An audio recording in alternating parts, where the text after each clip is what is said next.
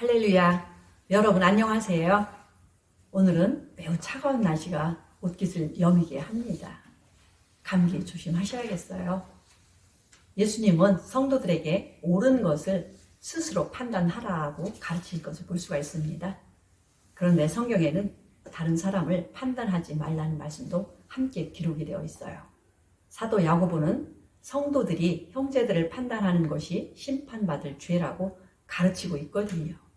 그렇다면 어떻게 이해를 해야 이 두 가지 서로 다른 것과 같은 말씀을 올바로 이해하고 따를 수 있을까요? 누가복음 12장 57절. 또 어찌하여 옳은 것을 스스로 판단치 아니하느냐.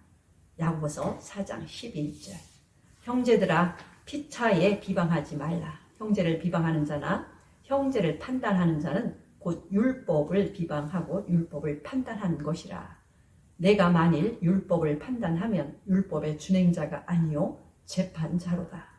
입법자와 재판자는 오직 하나이시니 능히 구원하기도 하시며 멸하기도 하시느니라. 너는 누구관데 이웃을 판단하느냐.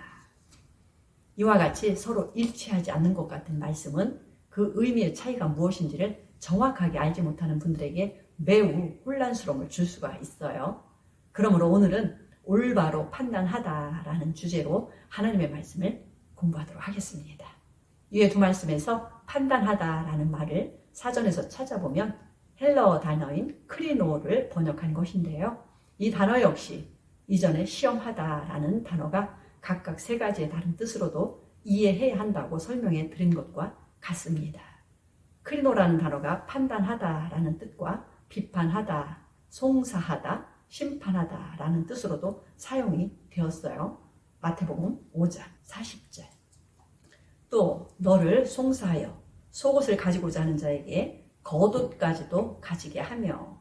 마태복음 7장 1절. 비판을 받지 아니하려거든 비판하지 말라. 너희의 비판하는 그 비판으로 너희가 비판을 받을 것이요 너희의 헤아리는 그 헤아림으로 너희가 헤아림을 받을 것이니라. 요한복음 3장 17절.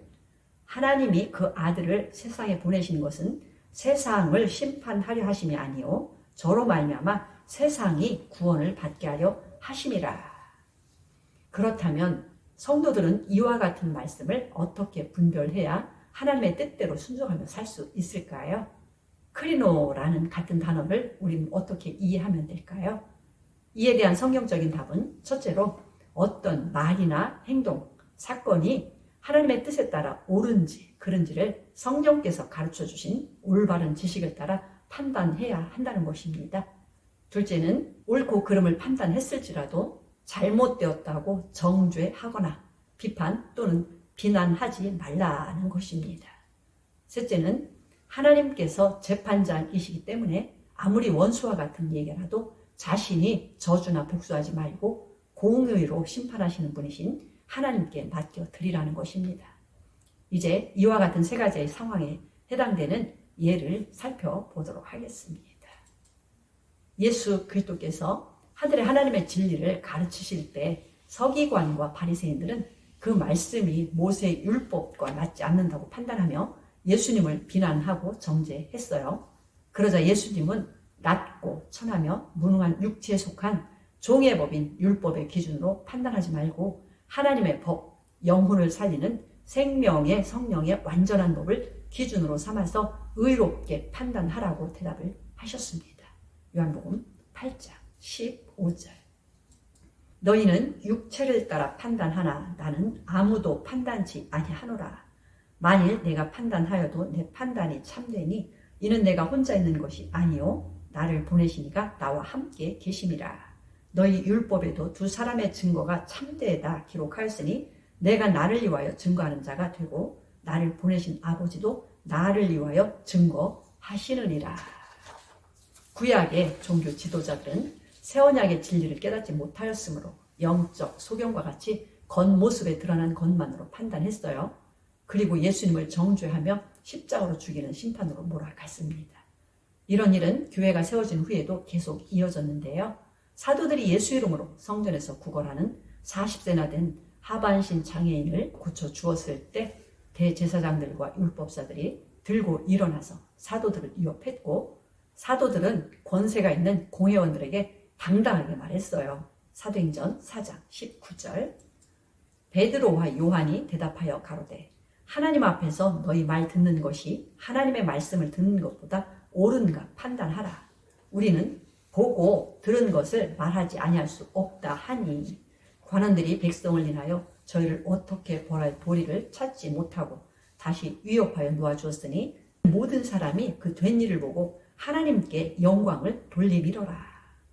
사도들은 당신들의 말을 듣는 것이 옳은지, 하나님의 말씀을 듣고 따르는 것이 옳은지 당신들이 판단해서 올바른 길로 순종하라고 큰 소리로 외쳤습니다.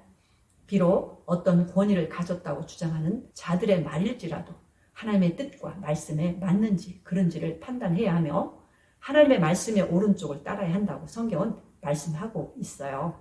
사도 바울이 2차 선교여행 때에 베레아에서 하나님의 말씀을 전했을 때 베레아 사람들은 데살로니가 사람들보다 더 좋은 태도를 보였다라고 성경은 기록하고 있습니다. 사도행전 17장 11절. 베레아 사람은 데살로니가에 있는 사람보다 더 신사적이어서 간절한 마음으로 말씀을 받고, 이것이 그러한가 하여 날마다 성경을 상고하므로 그 중에 믿는 사람이 많고 또 헬라의 기부인과 남자가 적지 아니하나. 비록 사도 바울이 전한 말씀일지라도 그 말씀이 성경에 기록된 하나님의 말씀과 일치하는지 아니하는지를 상고하여 살펴보고 판단하는 것이 성도의 올바른 자세라고 하는 것입니다. 그러나 이런 때에 매우 신중해야 하는 것은 그것이 자칫하면 마귀가 정죄하려는 꾀에 이용될 수 있으므로 조심해야 한다고 하셨습니다. 로마서 14장 1절. 믿음이 연약한 자를 너희가 받되 그의 의심하는 바를 비판하지 말라. 먹는 자는 먹지 않는 자를 업신여기지 말고 먹지 못하는 자는 먹는 자를 판단하지 말라. 이는 하나님이 저를 받으셨음이니라. 남의 하의를 판단하는 너는 누구뇨? 그 섰는 것이나 넘어지는 것이 제 주인에게 있음에 저가 세움을 받으리. 이는 저를 세우시는 권능이 주께 있음이니라. 내가 어찌하여 내 형제를 판단하느뇨? 어찌하여 내 형제를 업신 여기느뇨? 우리가 다 하나님의 심판대 앞에 서리라. 그런즉 우리가 다시는 서로 판단하지 말고 도리어 부딪힐 것이나 거칠 것으로 형제 앞에 두지 아니할 것을 주의하라. 이 말씀에서 판단하다라고 번역된 말씀은 모두 크리노로서 사실상 비판과 비난을 하고 더 나아가 정죄하는 것인데요. 마태복음 7장에서 예수님께서 가르치신 것과 일치하는 의미입니다. 성도들의 이러한 실수로 인하여 사도 바울이 2차 선교여행을 통해 세웠던 고린도 교회는 바울파, 베드로파, 아블로파로 나뉘어져 분열을 가져왔습니다. 고린도전서 4장 3절. 너희에게나 다른 사람에게나 판단받는 것이 내게는 매우 작은 일이라. 나도 나를 판단치 아니하노니 내가 자책할 아무것도 깨닫지 못하나. 그러나 이를 인하여 의롭다함을 얻지 못하노라. 다만 나를 판단하실 이는 주시니라. 그러므로 때가 이르기 전 곧 주께서 오시기까지 아무것도 판단치 말라. 그가 어둠에 감추인 것들을 드러내고 마음의 뜻을 나타내시리니 그때에 각 사람에게 하나님께로부터 칭찬이 있으리라. 바울의 말에서 판단이라는 말은 오히려 비판에 가까운 말입니다.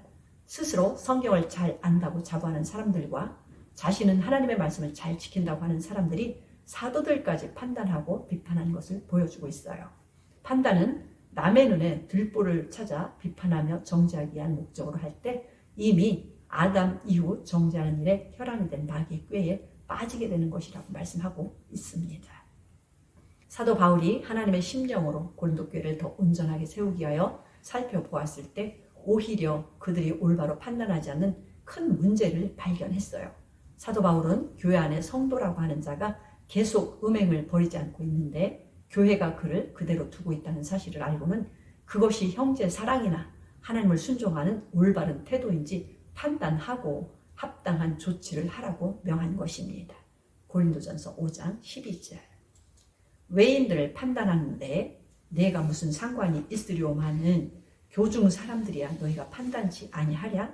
외인들은 하나님이 판단하시려니와 이 악한 사람은 너희 중에서 내어 쫓으라. 이 같은 경우에 악을 행하는 그 신자를 향하여 각각 성도들이 비난하고 비판하고 정죄하는 것은 올바른 태도가 아닙니다. 그러나 마태복음 18장 15절로 20절에 기록된 예수님의 명령과 같이 하나님은 교회의 감독과 지도자들에게 그러한 죄에 대해 판단하고 죄의 경중을 따라 재판할 권세를 주셨기 때문에 심판하고 출교하는 조처를 하라고 명령했던 것입니다. 고린도교회는 또 다른 문제가 있었는데요. 그것은 성도 사이에 일어난 문제를 교회 안에서 판단하지 않고 세상 재판에 송사하여 판단을 받으려는 일들이었습니다. 고린도전서 6장 2절. 성도가 세상을 판단할 것을 너희가 알지 못하느냐?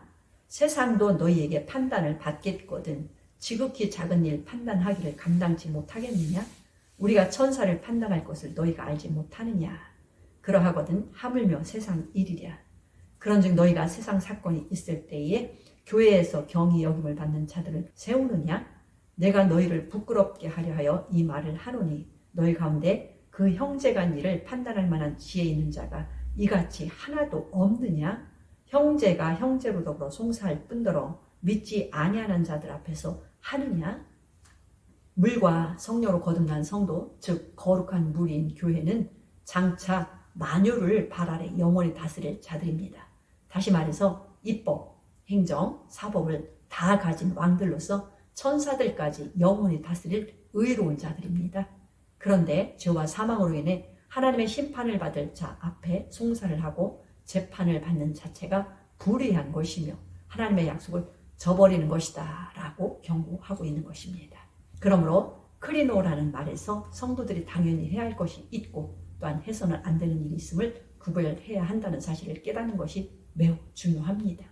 누군가 하나님의 말씀을 전한다고 할 때 기록된 성경 말씀에 일치하는지 그렇지 않은지 성도들은 반드시 판단을 해야 한다는 말입니다. 예수님께서 사단 마귀의 시험을 받으실 때도 오직 기록된 말씀으로 판단하셔서 시험을 이기셨습니다. 또한 성도들이 해서는 안 될 크리노가 있는데요. 그것은 로마 교회에게 사도 바울이 가르쳤던 것이나 야고보 사도가 가르친 것과 같습니다. 야고보 사도는 믿음의 형제의 약한 점이나 허물을 들춰내어 비판하고 비방하는 것은 사실상 하나님의 율법을 판단하는 것이라고 했어요. 이와 같은 행동은 하나님의 자리에 앉은 교만한 행동이며 사단 마귀의 종이 된 것이라고 가르쳐주고 있습니다.